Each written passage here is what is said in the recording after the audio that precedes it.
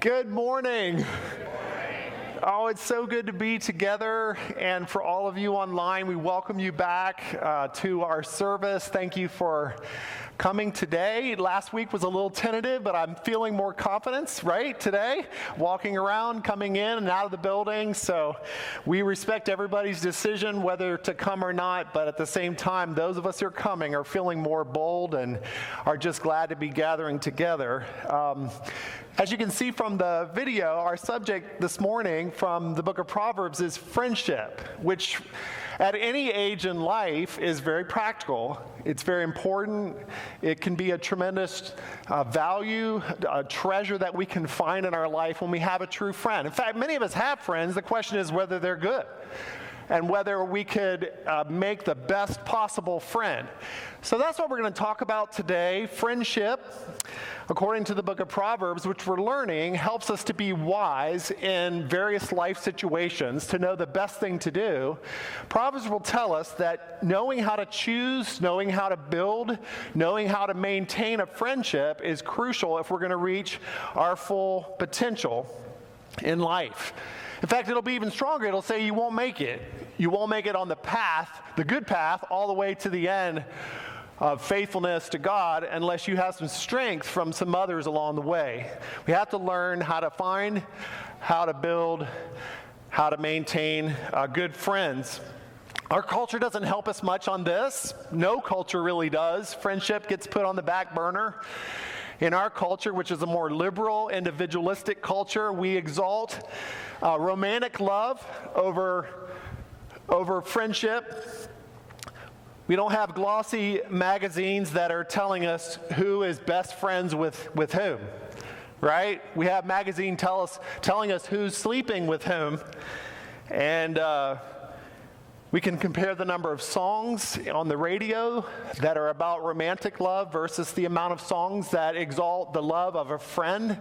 And you'll again see it's not in the culture, though it is extremely important, extremely powerful in our life. When the Lord of the Rings trilogy by J.R.R. Tolkien was put into movies by Hollywood, they changed it up because the author put romance in that book only in the appendices, and they pulled it out, they made it front and center, when in fact the Lord of the Rings was all about Frodo and Samwise Gamgee and Merry and Pippin. It was all about friendship. And instead, they knew our culture wouldn't be interested in that as much, so they made the romance part the strongest part in the movies. And again, that's because our culture is exalting romantic love, which is a great thing, but we'll learn today from the Proverbs, friendship can be even better. Friendship can be better even than family.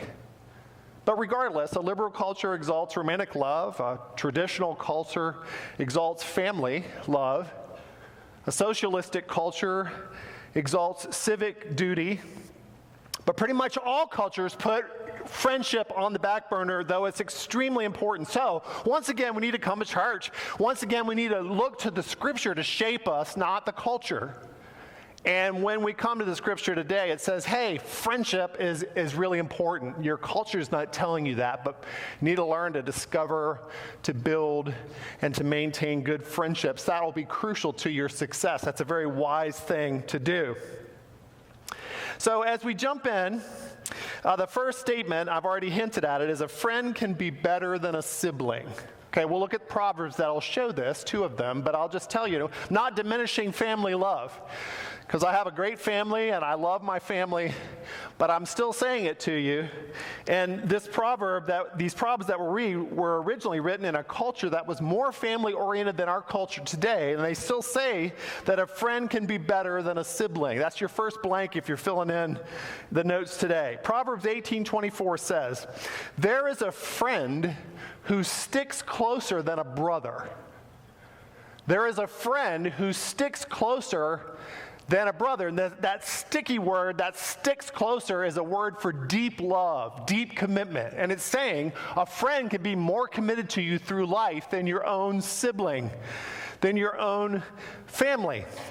Another one, Proverbs 17:17 says, "A friend loves at all times, and a brother is born for a time of adversity." What is that saying? It's saying a brother will be there for you when you're in trouble. A sister will be there for you. Your family of origin will be there for you because of memories, because of a common loyalty that you share in your family, because you're related by blood. They'll be there for you when you're in a time of adversity. But you know what?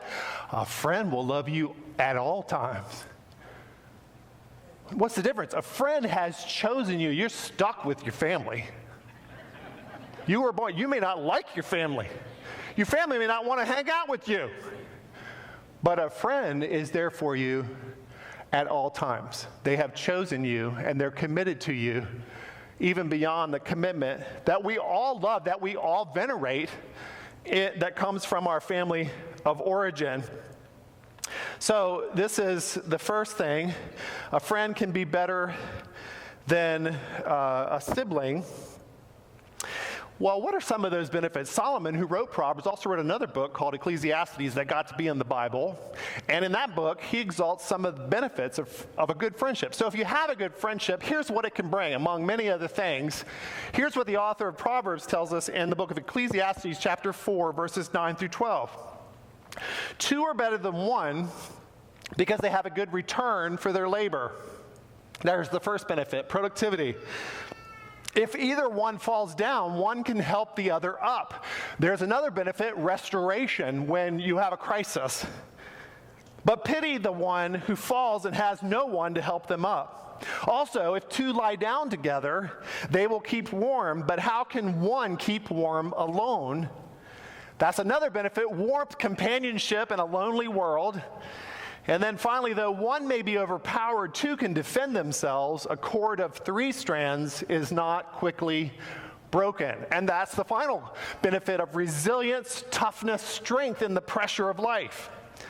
So think about those benefits. Friendship makes us more productive. If we build friends, we will get more done in life.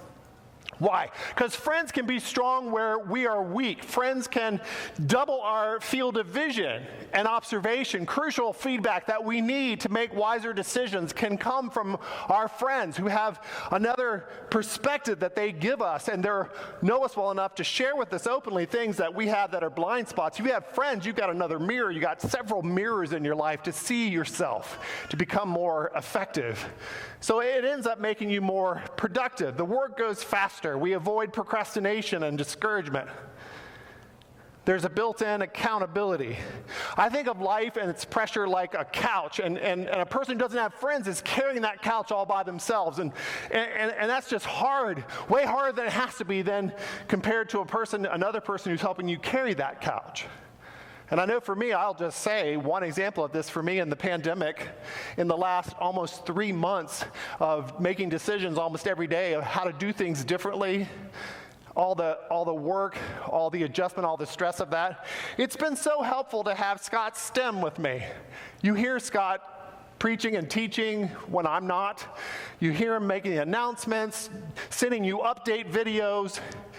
From day one, he's been in this with me, as well as the other staff, but he's close to me in some of the work that I have to do. And I can't imagine being a pastor of a church all by myself, having to figure all that out.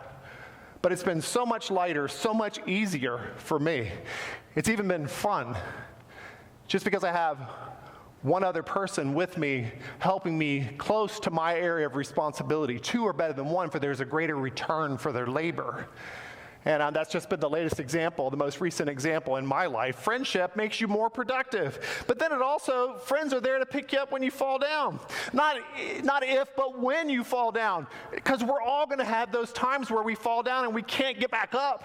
We need somebody else to help us. Life gets too hard and we fail or we crash or something happens to us beyond our ability. And if we're humble, we'll admit that, and then we'll build a friendship for such a time. You can't rent a friend in a time of trouble.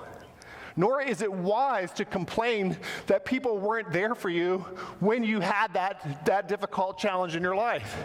It'd be much wiser to say, you know what, I noticed I haven't built or cultivated friends well enough to be there for me to help pick me back up when I've gone through a difficult time.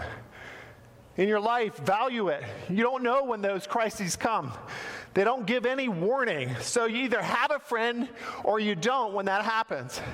But if you do have a friend, they're there for you. In fact, they're close enough to you to realize that early on that you're off your game, that you're not yourself. And they're also close enough to help you get back on track.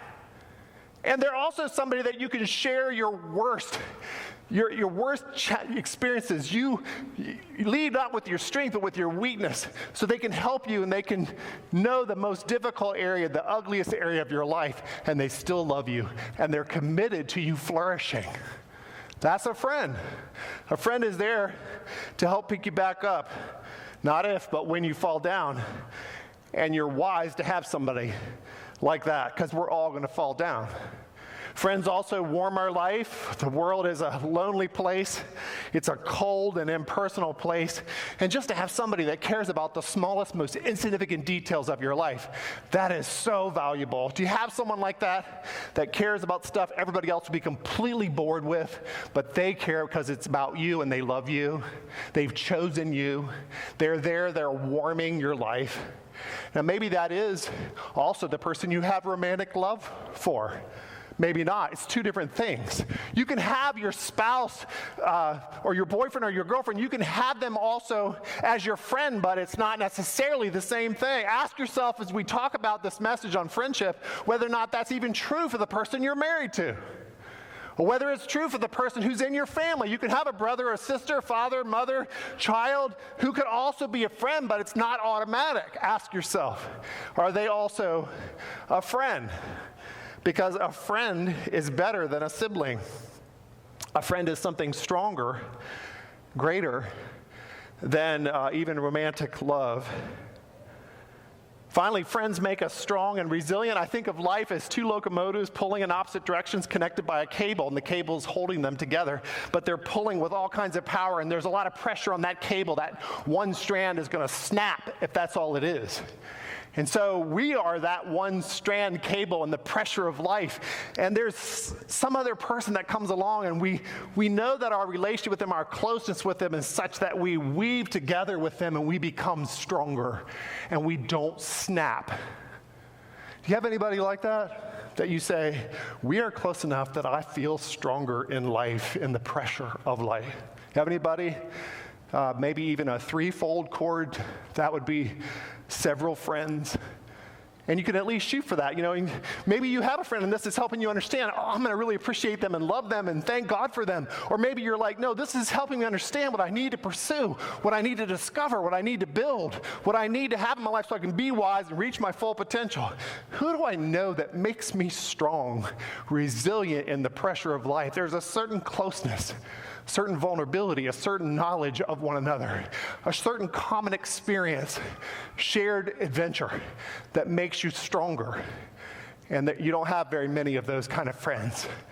But that's something Solomon describes as a benefit, tremendous benefit. So, okay, enough of Ecclesiastes, same author, talking about the value of friendship, but now we come back because we're like, if that's that good, then how do you get one? It's not just a friend, but how do you get a good friend? How do you make the best possible friend?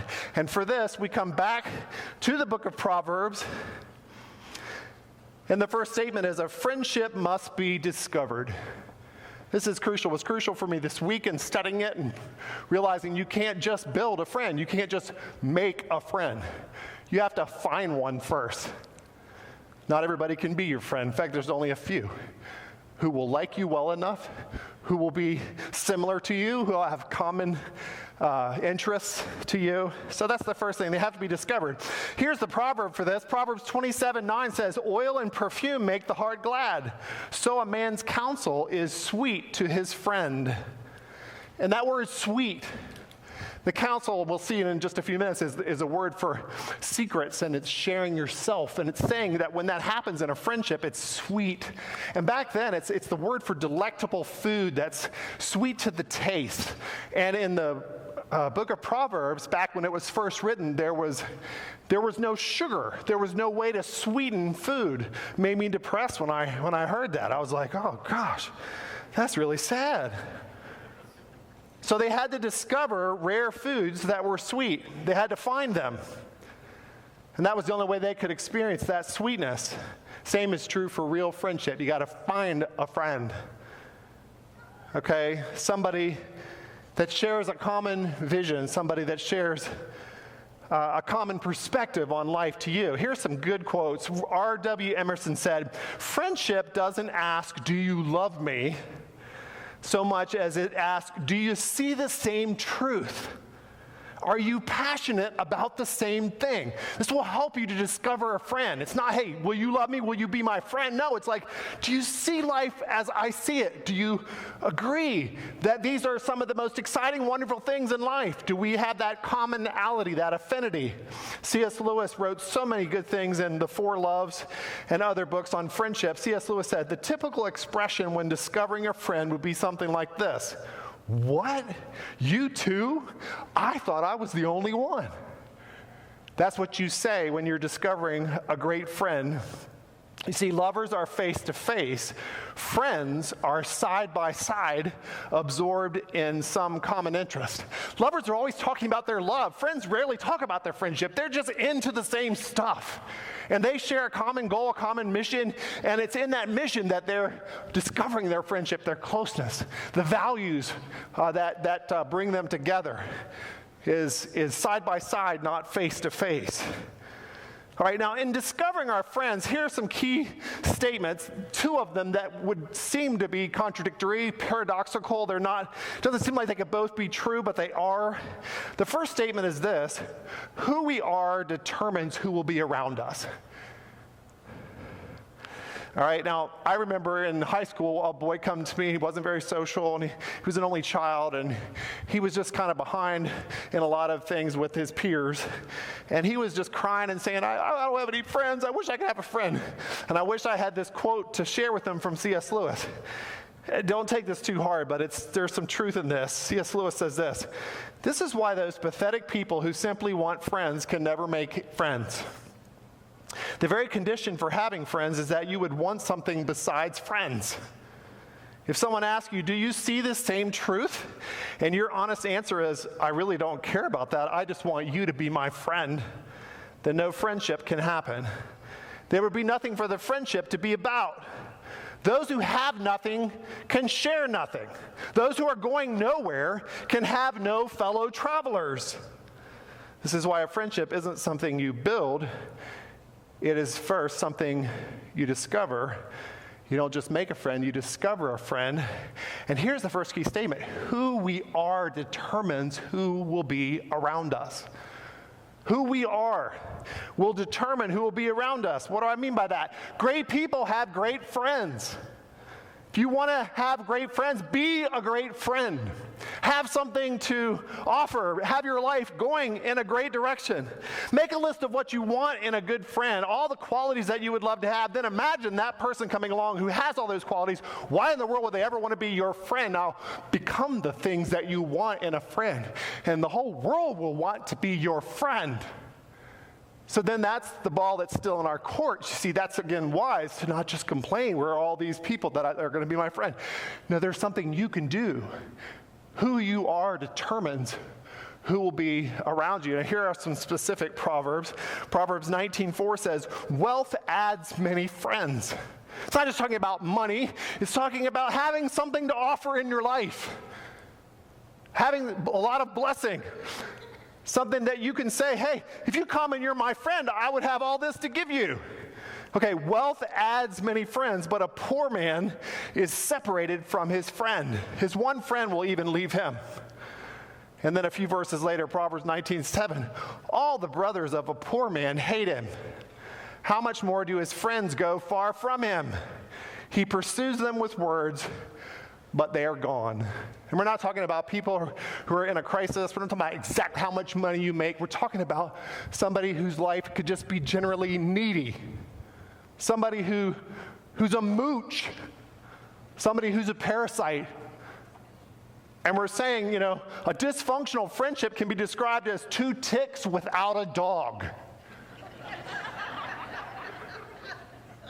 Two parasites and there's no host. And they're just trying to get, "Would you please be my friend? Need. No, you're not going to get a good friend. If you do, it'll be 2 ticks without it, be dysfunctional. What you have to offer has everything to do with the kind of friends you'll make. And the Proverbs just calls that wealth, blessing, God's blessing in your life, something to offer. Proverbs 19:6 says, many will entreat the favor of a generous man, and every man is a friend to him who gives gifts. Once again, who we are determines who's around us. If we're generous, if we're not only wealthy, if we don't only have a lot to offer, but if we're constantly taking what we have to offer and giving it away, we're sowing seeds.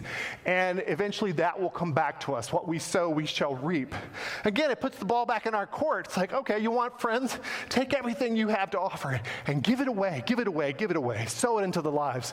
And everybody will want to be your friend. There's not even time to say all of them. Proverbs 22:11, just so you see this pattern.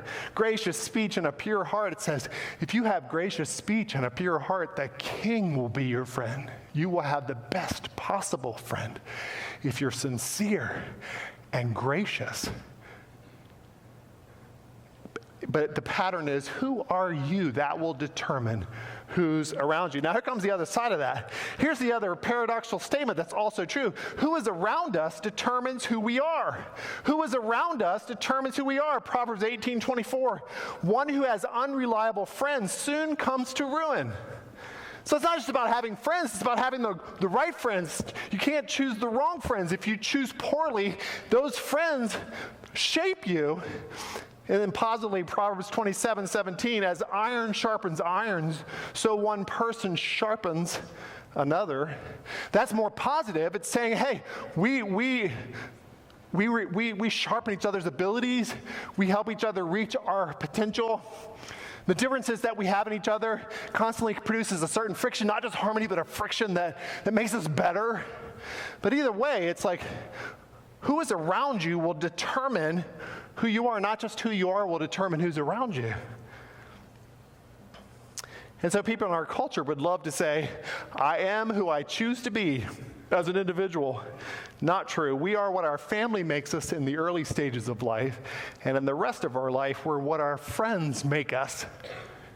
The influence of friends is tremendous. Who are your friends? What are they like? Are they shaping you in a good way or a bad way? Or if you would just think, I want a good friend, they will have a powerful effect on what you become. Your friends are crucial to your success if you want to be wise in this life. Okay, so that's discovering a friendship. But once you find one, once you find a friend, and God blesses you with a friend that has common interests, and they're committed to you, they've chosen you, they're going to be available to you, and there really aren't that many of them. Well, then you got to build it. Then you build it with that person. So once we discover a friend, then we build it. The first crucial tool for that is time. If you're not available, you'll never have a friend unless you're able and willing to give time. And this is why I can't have many friends. I'm a man of many friends, it says, comes to ruin. But there is a friend who sticks closer than a brother. And so there's only a few that can really be our friend because you have to give them a lot of time. A friend loves at all times. That doesn't mean you're in their house every day, because there's another proverb about that. If you're around your friend too much, they will hate you. So being a friend at all times means, no, it just means the good times, the bad times, the routine times. It doesn't mean all day, every day, you're calling, you're texting. Leave while you're having fun. Leave your friend alone. Don't dominate or smother them. But you're there for them in all seasons. And again, this is why it's hard to do this with very many people. You see, most people in our life, and this isn't mean, I don't mean to make this sound terrible, but people who aren't really our friend, but they're an acquaintance, they're a colleague, they're a companion, we might even say, but they're not really a true friend like you can only have with 1 or 2 or 3 people. Here's a way to distinguish that. Your acquaintances, your colleagues, they're there because you are useful to them.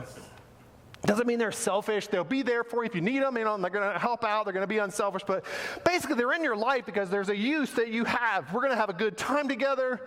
We're going to meet other people as we network together. We're going to get more things done at work together. That's why we're in each other's life. There's some kind of service we provide for each other, and as we do that, we really enjoy each other. Okay, that's great. That's acquaintance. That's not a friend. A friend is distinct from that because a friend has not made you a means to an end, but an end in itself. I am your friend, and I'm willing to pay a high price for that. And I'm going to be committed to you in a way I can only commit to 2 or 3 people in this whole world, my whole life. And I'm determined to see you flourish no matter what you're like. And you're going to tell me the thing that's the worst in your life, and I'm pulling for you. And that's the distinction. See, a fair weather friend, here's another key statement. A fair weather friend isn't really a friend. They will do whatever it takes to keep you from falling into ruin, and it's not advantageous to them at all. They're just choosing you, and they're loving you unconditionally. And they've been able to give you that huge commitment in their life. That may be your spouse. That may be somebody in your family. But it's not the same thing as family. And it's not the same thing as marriage or romantic love. Eugene Peterson, the author of the Message Bible translation that many of us love, is just down to earth. He says this: the greatest thing any person can do for another is to confirm the deepest thing in them. To take the time and to have the discernment to see what's most deeply there, most fully that person, and can confirm it by recognizing and encouraging it. Each of us has hundreds of people who never look beyond our surface appearance. They calculate what use we can be to them, or make a snap judgment and then slot us into some category. They treat us as something less than we are, and if we're in constant association with them, we become something less. And then someone enters our life who isn't looking for someone to use, is leisurely enough to find out what's really going on in us, and then confirms who we really are. That is a true friend. Do you see the distinction? It takes time. The first tool for building a friendship is to spend the time it takes to get to know someone, both the good and the bad, and then to say, how can I help you? I'm committed to you. And you only get 1 or 2 of those kind of people in your life. But you need them. You desperately need them to get down the road, to reach your full potential. That's what the Proverbs is saying. Another tool is compassion. Proverbs mentions a man who deceives his neighbor, and then he said, oh, I was only joking. Talks about that as being foolish. He also loudly blesses his neighbor early in the morning, and it's received as a curse. And what is it talking about? It's talking about there's an emotional disconnect between you and this person. You don't know them well enough to understand that that was a hurtful joke. That was in poor taste. It had a barb in it that hurt them, but you didn't know that. And you don't even know what they're like in the morning, so you're not sure how to relate to them in the morning. You're disconnected from them emotionally. There's not a compassion, there's not an awareness of the other person to be linked up together. And so Proverbs 25:20 says, like one who takes away a cloak on a cold day, or like vinegar poured on a wound, is one who sings songs to a heavy heart. Sing songs to a heavy. If you can be happy when your friend is sad, then they aren't your friend, and you're not a friend to them. Now, we know this is true with parents. And for parents, this is automatic. They don't get to choose this. They just sign up for it. When they become a parent, they're automatically vulnerable to their child. And so it's been said that a parent is never happier than their saddest child. And so if your child is struggling, if your child is way down and it's had birth, you're on that same level with them because you're their parent. It's an automatic thing. It's a very common thing between parents and their children. But friends choose this vulnerability. Friends choose it. And that's another way you can know if you have a friend or if you are a friend. If that person is hurting, struggling, way down, failing, in a crisis, can you sing songs while their heart is heavy? Do you joke when they don't think it's funny? Do you yell a greeting early in the morning? They think it's a curse. You're not connected to them. You're not emotionally attached or connected And so friends have an emotional connection. There's a compassion there. A third tool is honesty. A friend loves enough to tell the truth. A famous verse here, Proverbs 27, 5 through 6. Better is open rebuke than love that is concealed. Listen, better is open rebuke than love that is concealed or hidden. Faithful are the wounds of a friend, but deceitful are the kisses of an enemy. Are you getting what that is? It's like flattery versus telling the truth. And it's saying even an enemy will flatter you to your end, to your ruin, to your disaster. But a friend doesn't do that. A friend says the hard truth. There are words a friend needs to say to their friend that are painful to hear but must be heard. And listen, if you are too afraid to say those words to your friend, then you're not being a friend to them. Because your hidden love does no good. Keeping it to yourself and acting like they're just the best thing in the world and not telling them the things they need to hear does them no good whatsoever. In fact, this is the way I heard it this week. If we think we love somebody too much to confront them, we're wrong. We love ourselves too much to confront them. We love ourselves, and we don't want to put ourselves in that awkward position, but if we truly love them, we would say the thing that they need to hear. Proverbs 29:5, whoever flatters his neighbor is spreading a net for his feet. Why? Because he won't have an accurate view of himself, and he'll go on making decisions that are poor, that are bad for his future. So you know him, you're his friend, you'll be a mirror to him. Say the things that will seem like a wound, but they will come in love. Speak the truth in love to your friend, and they'll be all the wiser. And hopefully a friend knows, it's like you can receive this from your friend because you know they love you 100%. You know they're all in. You know they see your true potential and believe in it, so they can say, look, I'm totally for you. I'm completely on the train, man, believing in your potential. But you got to hear this. And then you say whatever it is, that truth and love that could wound them, that would be painful for them to hear. But it's a test of true friendship. It's hard to bring the compassion and the honesty together, but a true friend does this. And then finally, a friend is just vulnerable. A friend lets you into their life. Going back to Proverbs 27, oil and perfume make the heart glad, so a man's counsel is sweet to his friend. The word counsel is secrets. It's the man who's not just giving advice. Like a therapist would give advice, but they don't reveal their life. So you're just getting impersonal counsel, usually from a counselor. They're not telling you about their struggles. They're not opening up, letting you into their life. But a friend gives you wisdom and reveals themselves in the process. So when you're in a true friendship, it's two-way. And when they're helping you with the worst area in your life, they're also saying, hey, let me tell you, what you're struggling with is nothing compared. Let me tell you the worst area, that's the biggest struggle in my life. And there's that letting you in. There's a vulnerability. A friend is willing to open their heart up and let you in. And so we see that as another test. Well, as we've described all of this, do you have a friend? Are you actually friends with your spouse? Could you be? Are you friends with your family members? Could you? Should you be? How many people can you really be a friend with? And then just pray to God will lead you to a friend, and with that, bless your life, make you strong, make you productive, warm your life, pick you up when you fall. May God give us this wonderful benefit from the book of Proverbs. Would you bow your heads with me and let's pray. Father, thank you so much for this chance to learn from you, again, from your word, to come to church, to hear your word and become wiser about life. And right now, we just pray that you would lead us to friendships right here in this church. Lord, such a wonderful place to meet, to discover common passion and love and adventure. Like-mindedness would be right here in this room, right in our church body. And I pray that you would help us to discover, help us to build, help us to experience friendship to its full extent. We thank you for the friends that you've given us, and the humility that we do need them, and we rely on you through what you give us through our friends. And I pray that we would be able to do all those things, Lord, that we would be able to give the time and be honest and all the things, Lord, that we would be in sync and emotionally connected with our friends, be able to say the hard truth.